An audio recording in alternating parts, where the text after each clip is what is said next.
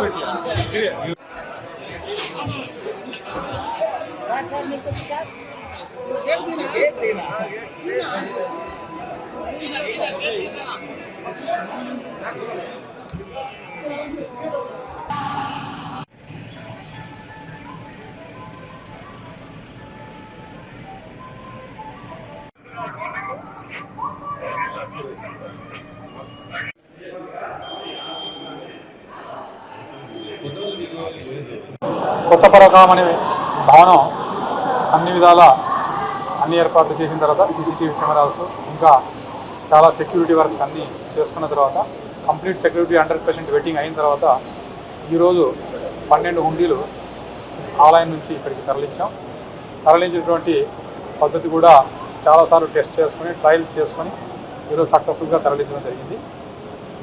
రేపటి నుంచి కూడా ఇదే విధంగా అన్ని హుండీల్స్ ఇక్కడికి వస్తాయి.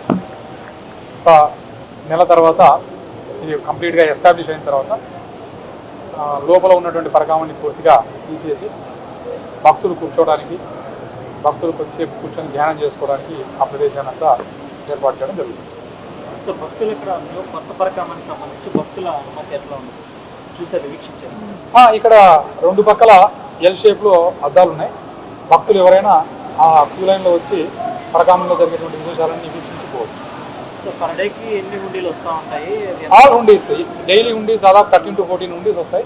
13 to 14 హుండీస్ కూడా ఆ రోజు అయిపోతుంది. ఎందుకంటే ఇక్కడ ఉన్న స్పేస్ అక్కడ ఉన్న స్పేస్తో పోల్చి దాదాపు 5-6 ఇంతలు ఎక్కువ ఉంది కదా, కాబట్టి ప్రతిరోజు అయిపోతుంది. ఎంతమంది కూర్చోవాలి? ఇప్పుడు ఎంతమంది ఉన్నారు? 225 మంది ఉన్నారు లోపల.